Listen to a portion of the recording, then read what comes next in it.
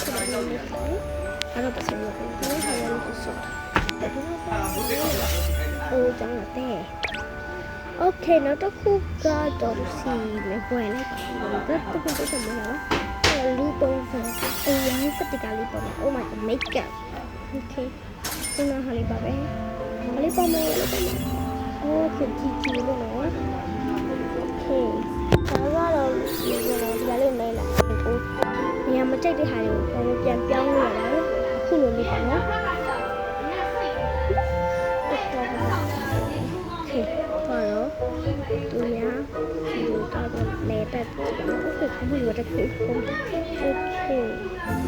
Okay ဒီလိုစီတော့ပြီးလဲပတ်ကြည့်နေရပါတော့ Okay ပါတော်ဝင်လာပါတယ်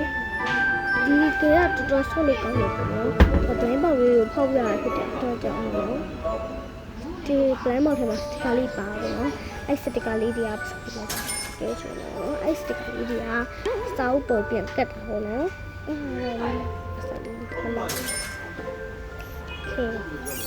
Okay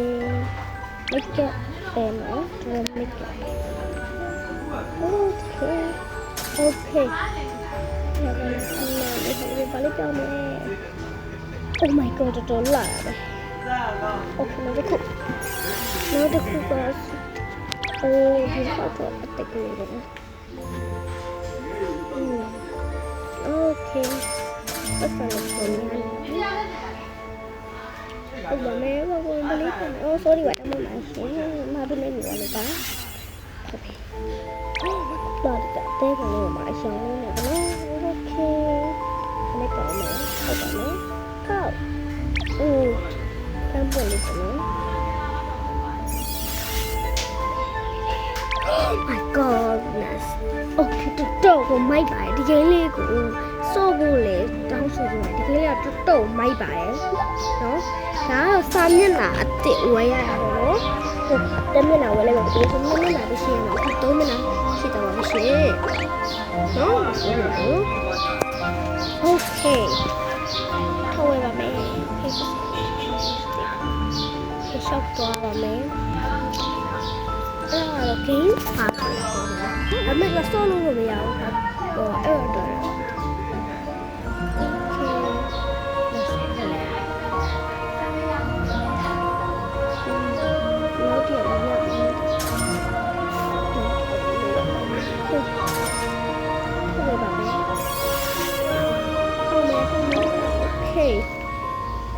တော့မိုက်ပါတယ် Okay အဲ့ဒါမှမဟုတ်ဘူးအဲ့ဒါလူပုံစံလေးပေါ့ဟုတ်ပါမယ် Okay တော့